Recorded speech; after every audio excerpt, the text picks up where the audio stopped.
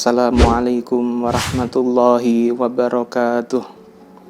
Bismillah, walhamdulillah, wassalatu wassalamu ala rasulillah Sayyidina wa maulana Muhammad bin Abdillah wa ala alihi wa sahbihi wa man walah, wala hawla wala quwata illa billah.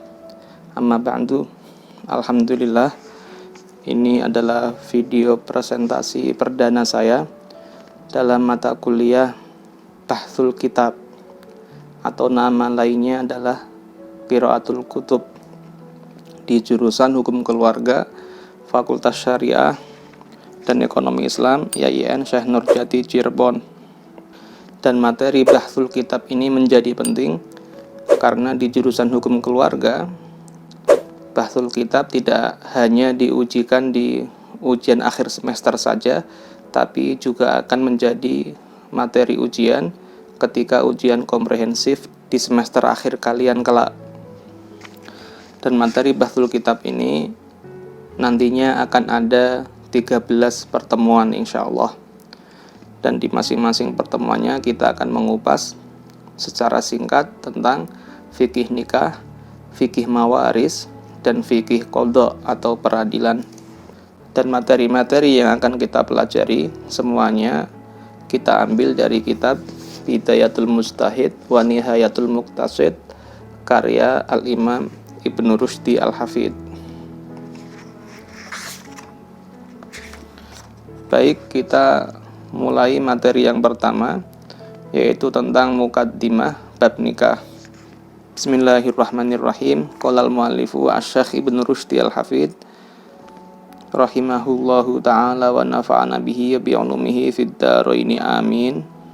Kitabun nikah, kitab tentang pernikahan. Artinya kitab di sini berarti bab, ya, bab yang membahas tentang pernikahan. Wa usulu hadzal kitabi tanhasiru fi khamsati abwabin. Wa usulu, dan pokok-pokok hadzal kitabi, bab ini, pokok-pokok bab ini, tanhasiru, itu terangkum atau terbagi, fi khamsati abwabin, pada 5 bab, fi pada khamsati 5 abwabin bab. Pokok-pokok pembahasan pada bab nikah ini terangkum atau terbagi pada 5 subbab. Al-babu al-awwalu, bab yang pertama, fi muqaddimatin nikahi, di dalam membahas muqaddimah fikih nikah. Muqaddimah artinya pendahuluan, permasalahan-permasalahan pembukaan atau pendahuluan tentang fikih nikah sebelum kita masuk ke materi-materi inti.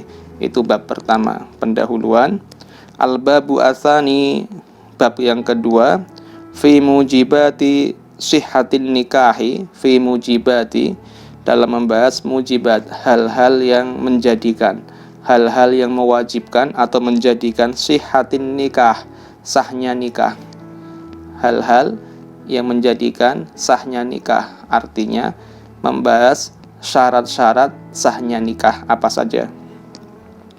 Al-babu atsalisu, adapun bab yang ketiga, fi mujibatil khiyari, di dalam membahas mujibat, hal-hal yang menjadikan al-khiyari, bolehnya khiyar, fin nikahi, di dalam nikah atau pernikahan. Nanti dibahas cacat atau aib apa saja yang memperbolehkan pasangan untuk mengajukan khiyar. Khiyar itu artinya pilihan antara melanjutkan pernikahan atau membatalkan pernikahan. Sama persis dalam bab jual beli. Dalam jual beli itu ada namanya khiyar.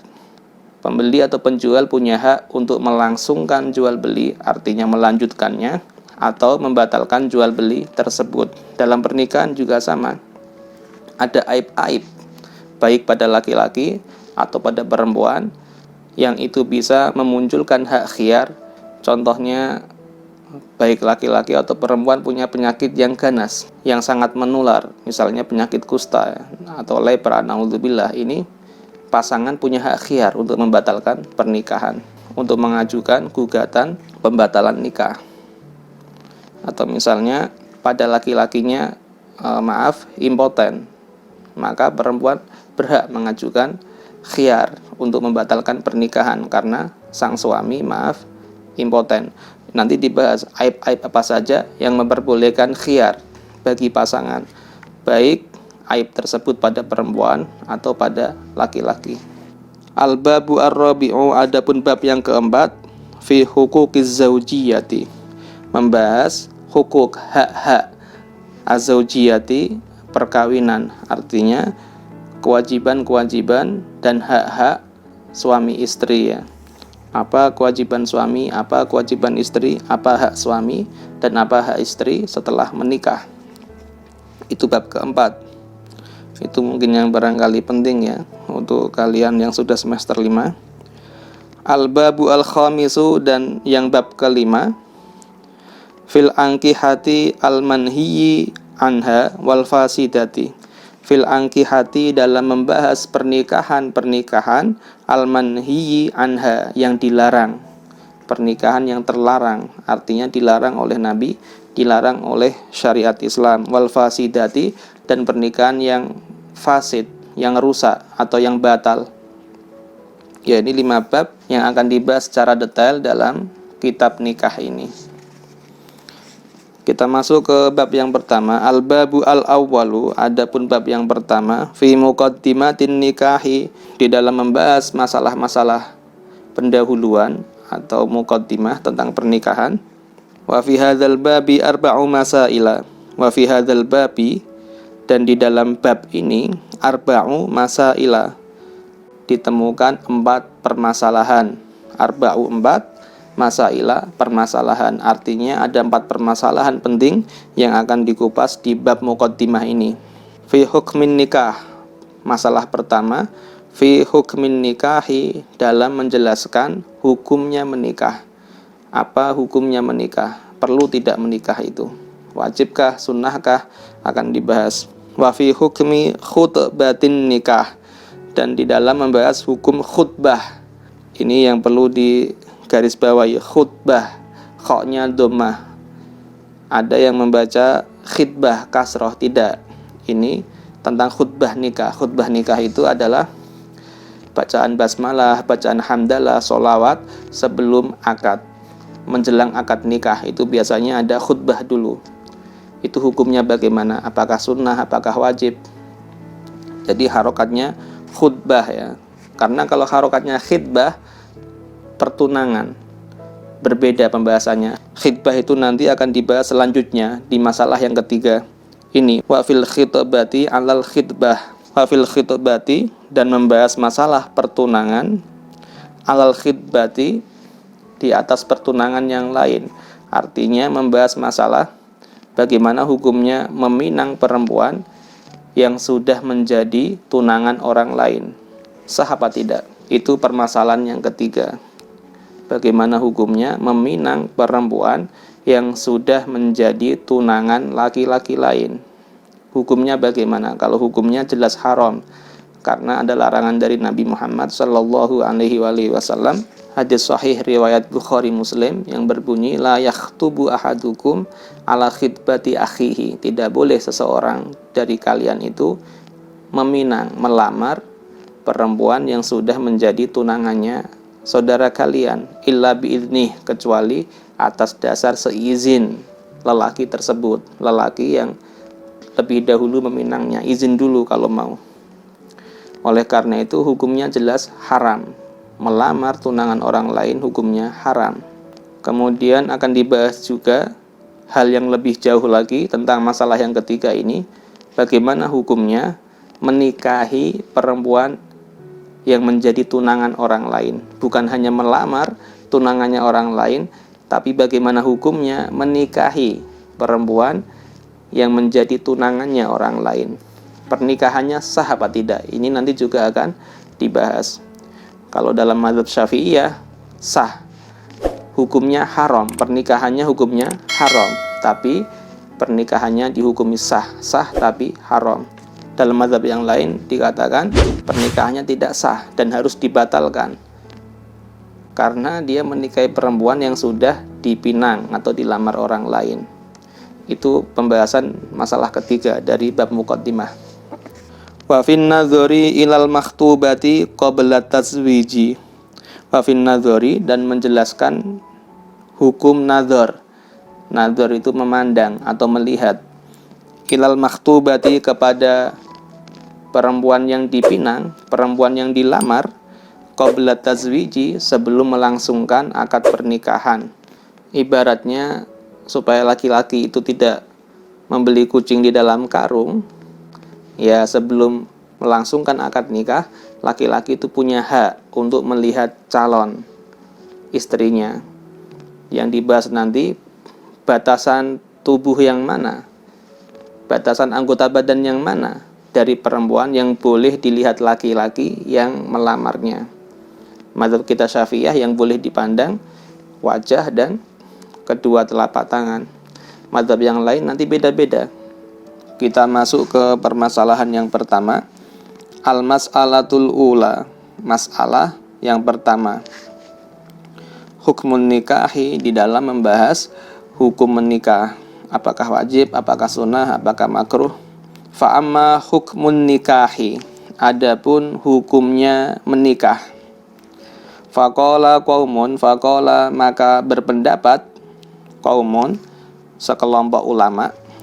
sekelompok ulama berpendapat, huwa mandubun ilaih, huwa menikah, mandubun disunnahkan, ilaihi kepadanya. Artinya menikah itu hukumnya mandub atau sunnah. Wahumul jumhuru, wahum, dan kaum tersebut, sekelompok ulama tersebut, al jumhuru adalah mayoritas ulama. Artinya pendapat pertama ini adalah pendapatnya mayoritas ulama dari berbagai mazhab. Mereka mengatakan hukum menikah aslinya adalah sunnah. Ya jelas, karena menikah itu termasuk sunnahnya Nabi Muhammad Sallallahu Alaihi Wasallam. Bukan hanya sunnah bagi Nabi, tapi juga sunnah bagi umatnya. Ini pendapat mayoritas ulama jumhur.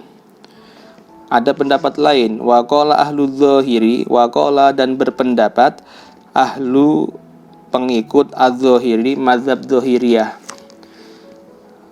Pengikut mazhab zahiriyah, yaitu mazhabnya Al-Imam Dawud Az-Zahiri, pendiri mazhab zahiriyah. Ini mazhab yang di zaman sekarang ini sudah terputus dan sudah tidak ada lagi. Di zaman dahulu ada, tapi sekarang sudah tidak ada. Mazhab zahiriyah berpendapat huwa wajibun, huwa menikah itu wajibun, hukumnya wajib. Mazhab zahiriyah itu pemikirannya berdasarkan pada teks-teks Al-Quran dan teks-teks hadis saja, tidak mau pakai kias. Al-Qur'annya bilang fankihu ma tobalakum, nikahilah perempuan yang kalian senangi. Itu perintah. Yang namanya perintah berarti wajib, maka menikah hukumnya wajib. Ini logika pemikiran mazhab zahiriyah. Maka jomblo itu ada kalanya dia berdosa karena meninggalkan menikah. Kalau dia sudah mampu dari segi mental, mampu dari segi fisik, mampu dari segi harta, dan dia lelaki normal, perempuan normal, meninggalkan pernikahan, ini kalau menurut mazhab zahiriyah bisa berdosa jomblo itu.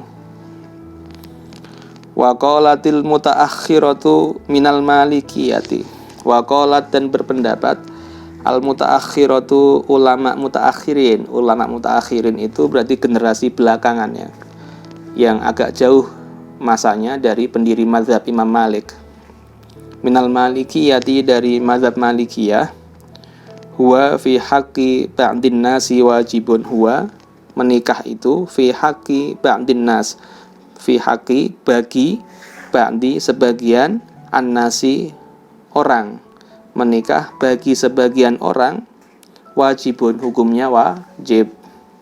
Ya, kalau seorang laki-laki itu sudah punya keinginan kuat untuk menikah, artinya butuh menikah karena dia laki-laki normal, punya naluri seksual ya, dan dia orang yang mampu secara fisik, secara mental, secara harta, maka orang yang seperti ini bisa menjadi wajib menikah. Jika dikhawatirkan kalau dia tidak menikah nanti berbuat hal yang tidak senonoh, malah melenceng seperti melakukan hal-hal yang dilarang oleh agama, berzina dan sebagainya, naudzubillah min dzalik, maka wajib menikah supaya dia terhindar dari dosa dan maksiat. Wa fi haqqi ba'dihim, wa fi haqqi dan bagi ba'dihim sebagian orang, mandubun ilaih, menikah itu hukumnya sunnah, mandubun ilaih disunnahkan baginya. Sunnah itu bisa jadi berlaku bagi orang yang mampu secara harta, secara fisik, secara mental, tapi dia masih bisa menahan dan mengontrol hawa nafsunya, artinya bisa mengontrol syahwatnya, maka ini disunnahkan segera menikah meskipun dia masih mampu mengontrol. Wa fi haqqi ba'dihim mubah, dan bagi sebagian orang yang lain mubahun, hukumnya mubah. Artinya ini hukumnya beda-beda tergantung situasi dan kondisi orang tersebut. Wadzalika, dan hal tersebut kenapa bisa beda-beda hukumnya? Bihasabima, tergantung hal, yukhafu, yang dikhawatirkan, ala nafsihi, atas diri seseorang tersebut, minal anati, dari perbuatan dosa. Al-anat di sini bermakna perbuatan zina. Artinya hukum menikah itu berbeda-beda, bisa wajib, bisa sunnah, bisa mubah, tergantung kebutuhan seorang laki-laki dan tergantung pada kondisi laki-laki, apakah dia bisa mengontrol hawa nafsunya untuk menghindari perzinahan.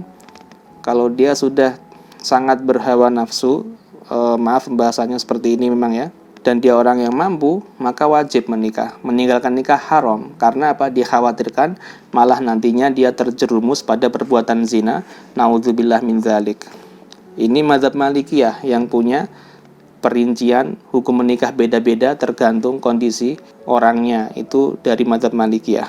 Wasababu ikhtilafihim, dan sebab perbedaan pendapat mereka. Wasababu, dan sebab ikhtilafihim, perbedaan pendapat mereka para ulama adalah pertanyaan ini.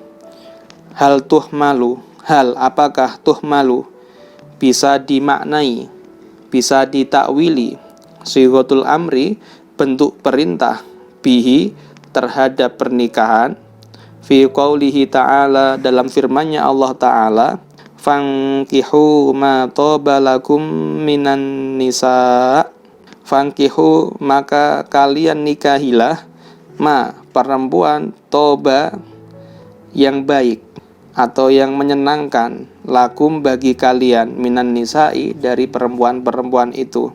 Nikahilah perempuan yang kalian cintai, yang kalian senangi. Ini perintah menikah oleh Allah Subhanahu wa taala kepada umat Islam.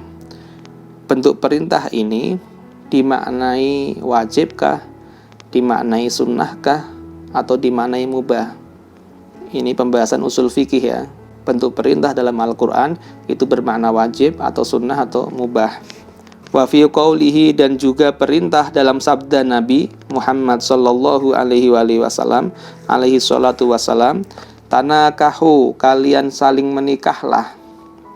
Ini perintah dari Nabi, saling menikahlah. Fa inni, sesungguhnya saya, mukatsirun, orang yang akan membanggakan jumlah kalian yang banyak, bikum, dengan jumlah kalian yang banyak, al-umama, terhadap umat-umat terdahulu. Jadi nanti para nabi itu akan menghadap kepada Allah Subhanahu wa taala sambil membawa umatnya.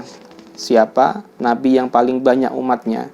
Ini kata Nabi Muhammad sallallahu alaihi wasallam, menikahlah supaya nanti umatku banyak dan bisa aku banggakan di hadapan Allah Subhanahu wa taala bahwasanya umatku yang paling banyak. Ini perintah menikah artinya supaya umat Islam ini lestari dan jumlahnya banyak dibandingkan umat-umat yang lain. Kuantitas penting, akan tetapi kualitas juga penting. Ya, anak banyak silahkan, tapi juga dijaga kualitasnya. Itu yang paling baik. Banyak dari segi kuantitas dan dari segi kualitas.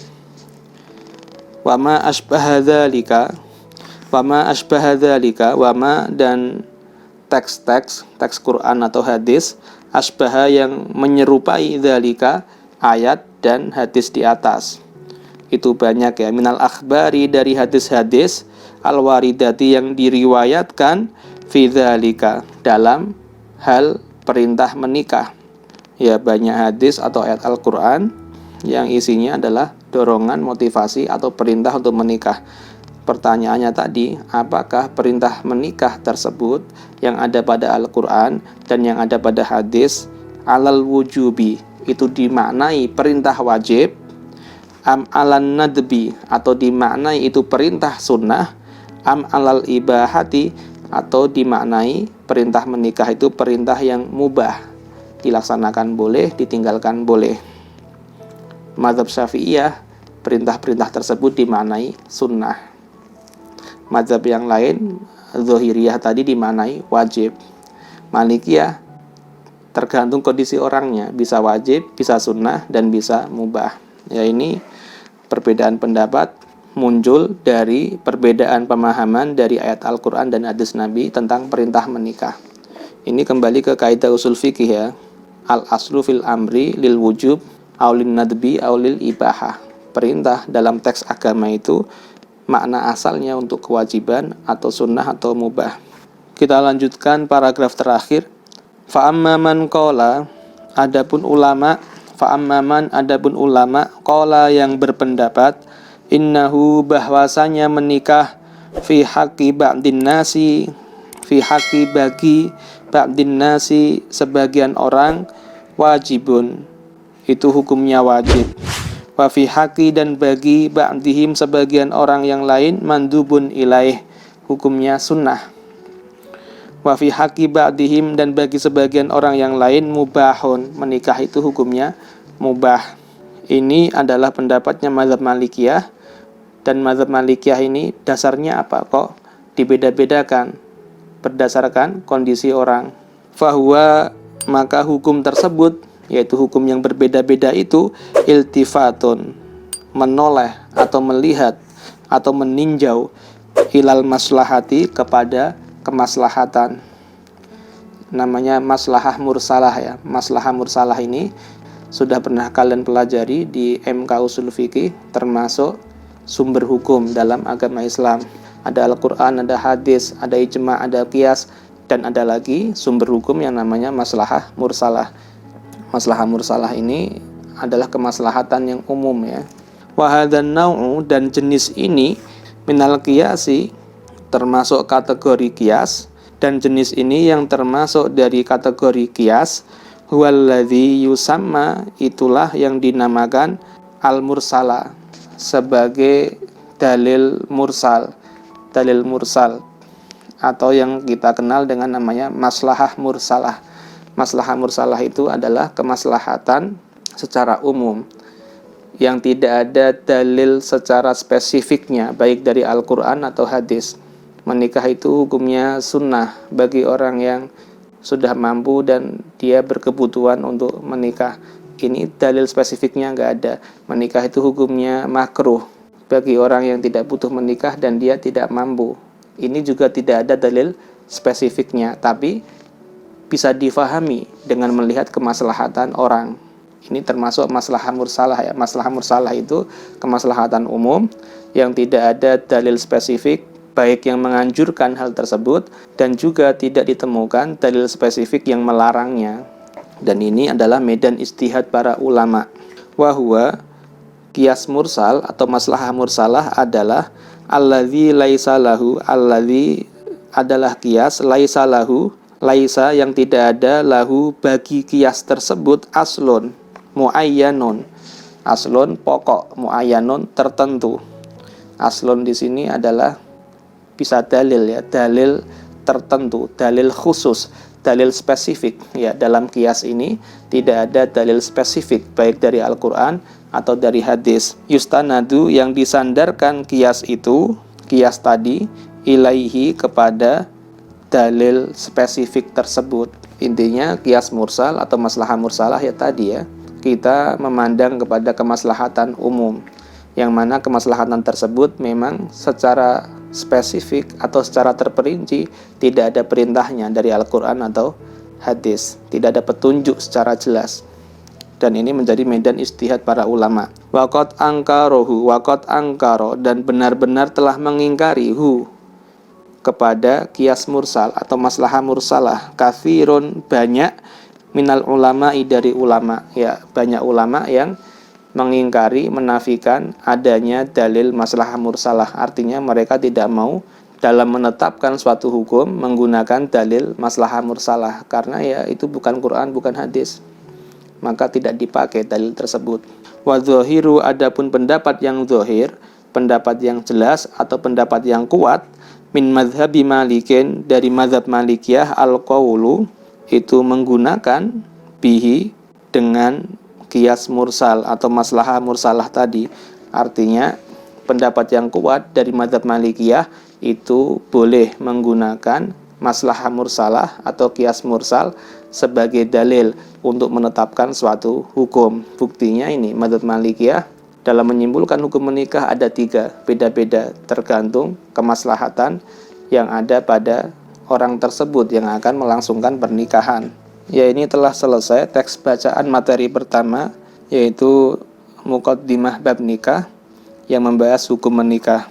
Masih banyak pembahasan lain, bagaimana hukumnya khutbah nikah, bagaimana hukumnya meminang tunangan orang lain, bagaimana hukumnya memandang perempuan yang sedang dilamar atau dipinang. Akan tetapi insya Allah akan menjadi pembahasan di materi-materi yang lain. Ya, saya kira ini cukup. Kurang lebihnya saya mohon maaf. Wabillahi taufiq wal hidayah. Wassalamualaikum warahmatullahi wabarakatuh.